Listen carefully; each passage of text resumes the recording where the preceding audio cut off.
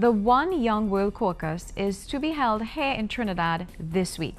It's the first time the event will be held in the Caribbean, catering for young people between the ages of 18 to 30 to meet and learn from each other how to solve issues facing society.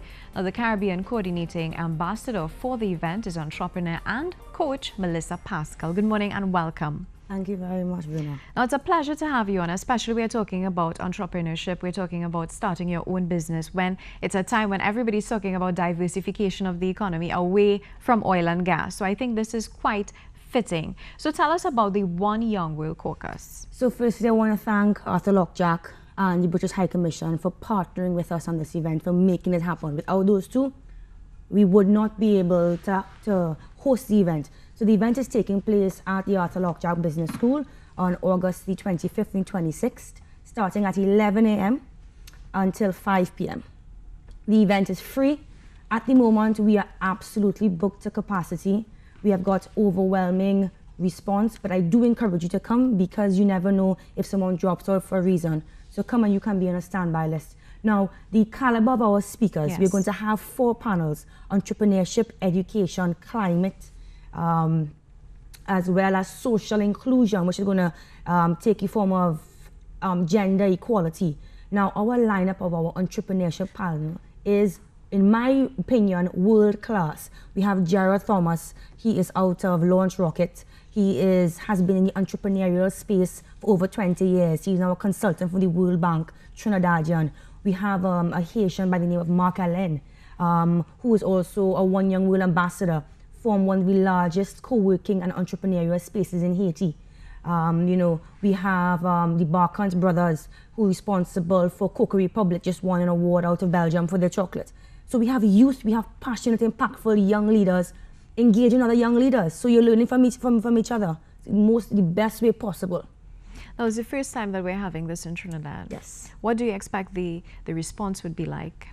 Well, thank God the youth, the young leaders of Trinidad and Tobago have responded and they are coming out in their numbers. So thank you for that. I'm so thankful for that. As well as I want to thank One Young World. So One Young World is an organization out of the UK.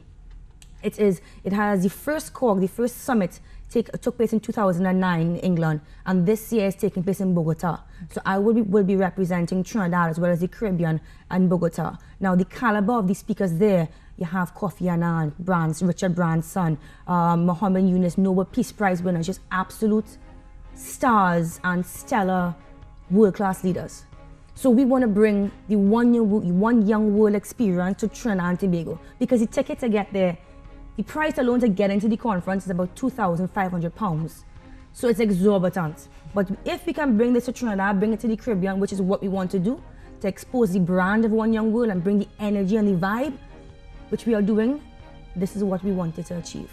Now, walk us through your entrepreneurial journey, because clearly you're very passionate about this. Where did it all begin for you? I grew up in an incubator.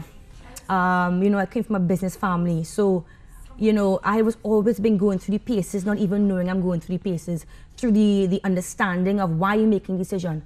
You're making a decision because of at least so many factors that most people would never even take into account, and analyzing and ripping it apart.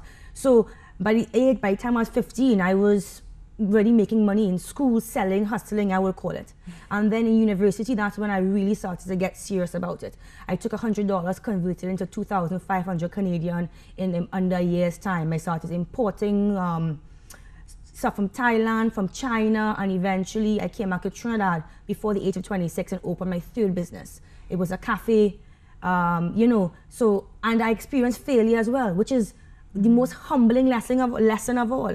Don't be afraid to fail. Embrace it. Yes, it's going to be hard then, but that failure is a prerequisite for success. Now, you mentioned during the break that your dad had a lot to play in this, especially grooming you into the business field from a very early age. Tell us about that. Yes, my father, as well as my mother, my parents are critical in every single thing, in creating my mold, let's say. They created a solid foundation. I come from a very business-oriented family, Pascal's Bakery, and it's second generation, and we're doing a lot, and that's we just launched ciabatta line. So basically, we're using import substitution. So whereas we used to import ciabatta line, now we're actually manufacturing it. So it's a lot of things that we're doing, working as a family, teamwork, collaboration. You know, all those things are critical for success. You know, it's not an I thing. You spoke about failure and the lessons that you learned from failure. Unfortunately, many persons, from the first instance they encounter any sort of resistance, they tend to just back down and give up on their dreams. Correct. You know, one thing that One Young World organization has taught me, when I represented Trinidad at Bangkok, Thailand, and that room was the most buzzing atmosphere of like-minded, impactful young leaders. And one thing I took away from that is that you can be a leader, you can be a leader anywhere. You don't have to be a leader only on the entrepreneurial space. You can have the entrepreneurship mindset within a corporation and be so impactful and explosive that you will be remembered and you will leave a legacy. So don't just go after your dreams, whatever that is. If it's an athlete, if it's a lawyer, if it's a professional, it doesn't matter. Just be authentic with yourself, admit who you are, start there. And then from there, every single thing will unfold and you will become the best self that you possibly can. Do you think anyone can become an entrepreneur? Entrepreneurship is a lifestyle. It is very risk oriented and you have to be comfortable with that. You have to be comfortable with a lot of failing and a lot of people saying no and a lot of falling down and risk-taking. Risk-taking, of course, and failure. If you're not comfortable with that, I would say don't. But I would say this, be an entrepreneur within your corporation. Start there. Start adding value where you are at this moment. Don't wait until tomorrow, because once you start adding value where you are now, everyone will benefit. You will benefit. Your employers will benefit, the economy will benefit, the people around you will benefit. So don't wait, start now. All right, so apart from entrepreneurship, there are other areas of focus such as education, climate, and social inclusion. Tell us a little bit about the education and the focus on education. So that is critical to anything in life. And how we learn, you can learn anywhere. And that we are focusing on youth. There's a young lady by the name of Megan Lily Waterman who's on our panel. She is under the age of 30 and has started and founded an autistic school. Wow. You know, we have that caliber of youth leaders in our country. And she's showing us that anyone can learn through any form and fashion. So there's no limitation to it. And one aspect that we also want to bring is technology in education as well. Right now, anything can scale any solution. And that's the launch of the Mindset Show at the One Young World Caucus is incremental to show youth that technology can scale and solve our problems. Now, I'm seeing here in the release that you sent us that you were challenged along with hundreds of other young people from all over the globe to use technology to help solve some of the world's most pressing issues. Tell us about that. Yes, it was a question posted by Singularity University out of Silicon Valley. So I saw this, the question was, how can you impact 1 billion lives in 10 years' time using exponential technology? First of all, I had no idea what exponential technology was. I researched this thing like, okay. And then I decided to use a technology called blockchain technology, which powers something called Bitcoin. So it's underlying technology, very robust, crazy. And I paired it with education. So what we did basically is to actually recalculate and record the way that we all learn. So invaluable experiences. Let's say you volunteer for Habitat for Humanity. Right now, that's unrecorded. That technology that I proposed can actually record all your invaluable experiences, and you could also share it with your employers. So I came second runner-up, and I got a scholarship for Draper University in Silicon Valley. So that was I couldn't believe that in 2 days' time, an idea that I pitched in front of a Google head accelerator while I was in Haiti, I came second. I was so ecstatic. Unfortunately, I couldn't take up the offer, the scholarship, to Draper University, but it's something I definitely will pursue probably next year because the offer is still on the table. Thanks, Draper. I want to tie in education with entrepreneurship. A lot of stories I've heard where students would drop out of school because they were forced to do so, where economic situations at their home, it was very unfavorable. So they were forced to drop out of school and start a business. Many of them say they don't really see the need for education if it is that you want to go ahead and start your own business. How do you respond to that? In that situation, I think you're probably right. Let me tell you why. I have a friend. Again, every single situation is different. If I have a friend who is self-taught, meaning that she says she has a Google degree.